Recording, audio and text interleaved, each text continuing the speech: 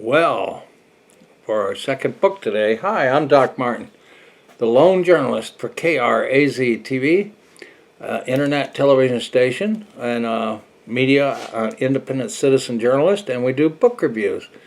However, this book review and the other one have to be at the Zero channel, which is our adult side channel. It's called Nazi Billionaires, the dark history of Germany's wealthiest dynasties. It is by David de Jong. Now this is World War II. The other book was World War I. De Jong is a journalist who previously covered European banking and finance from Amsterdam and hidden wealth and billionaire fortunes from New York for Bloomberg News. His work has appeared in Bloomberg Business Week, the Wall Street Journal, and the Dutch Financial Daily. A native of the Netherlands, de Jong currently lives in Tel Aviv. He spent 4 years reporting for Berlin while researching and writing this book. This book was published by Mariner Books, Boston and New York. In 1946, Günter Quandt, patriarch of Germany's most iconic industry empire, a dynasty that today controls BMW, was arrested for suspected Nazi collaboration. Quandt claimed that he had been forced to join the party by his arch-rival propaganda minister Joseph Goebbels, and the court acquitted him. But Quandt lied, of course, and his heirs and those of other Nazi billionaires have only grown wealthier in the generations since, while the reckoning with his dark past remains incomplete at best. Many of them continue to hold swaths of the world economy, owning iconic brands whose products blanket the globe. The brutal legacy of the dynasties that dominated Daimler-Benz, co-founded Allianz, and still control Porsche, Volkswagen, and BMW have remained hidden in plain sight until now.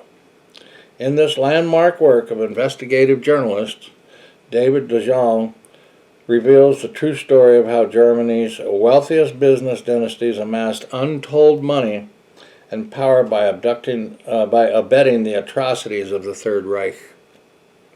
Using a wealth of untapped sources, de Jong shows how these tycoons seized Jewish businesses, procured slave laborers, and ramped up weapons productions to equip Hitler's army as Europe burned around them.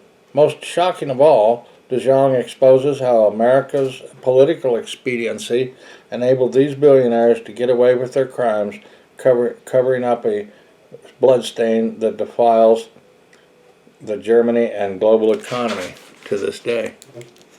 So the story continues, doesn't it? Except these people were British, and they really wanted to get a hold of the guy. But many of the big Thyssen, now these were people before World War II, and actually they were in the 1890s and all. The Krupp and Thyssen and a lot of the big names in Germany were the steel manufacturers, where they decided to build dreadnoughts and all of that at the end of the turn of the century and stuff. So it's all an amazing story. But anyways, this guy had 5 families. There's Flix, Fink, Porsche, Quandt, and Oster. Let's see, they were the pudding prince, they call.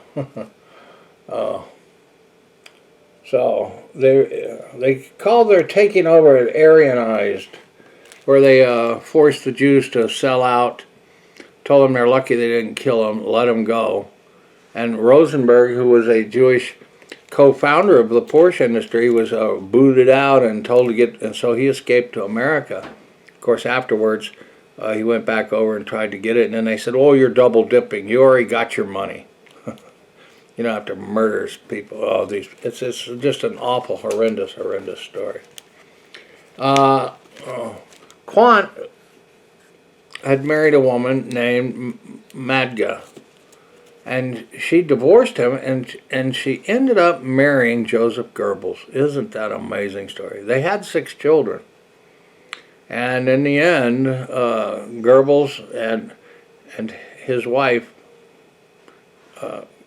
murdered their 6 children in the next to the bunker where Hitler was supposedly killed, and all that too. So it's a hell story, but it's an amazing, amazing story, and it's all true. And a lot of it is covered in the first part about how they acquired it and the children. Now there's one child, Harold. He never was a Nazi, but he wanted to join the paratroopers, and he was the stepson of Goebbels, but he was Quant's son.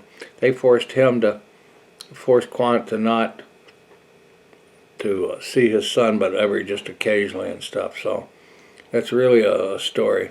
Then Hitler got them all in a room one day and said, "Look, here's what we got to do, and I need donations from you." And so they started accumulating funds to help really push their party. Now this was way back when they first got started, 27 to 32, and then once the Nazis came into power in 33, well, it was just nothing after that but build up. And so Kristallnacht and all of that came a couple of years later, but that was still before World War II. And it's just a sad and sickening story that has finally come out and has come to fruition in this book.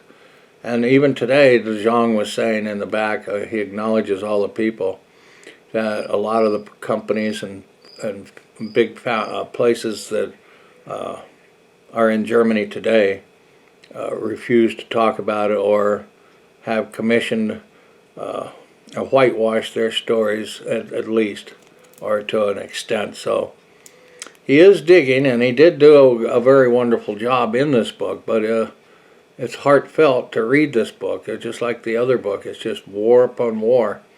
And I don't doubt that somehow in here, well, the Rothschild banks were mentioned in here too. They took over banks and seized them.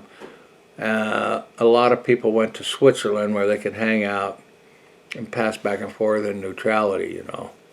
So the story goes on, and it's not a pretty story, but I think it's a story that needs to be told. That's why Carrie ZTV is an investigative journalist also, and so we use these stories to help us figure out more of the world, and we can tell you our version of it, even though I have to curse a little bit and use terrible language, which I don't like to do, but these people don't deserve any better, at least the original Nazis and stuff.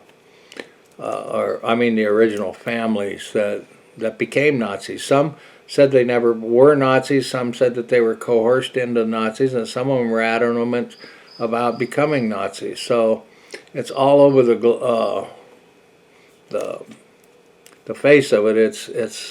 It's a little convoluted, but not that big of a story, that the lies and the deception that still is taking place.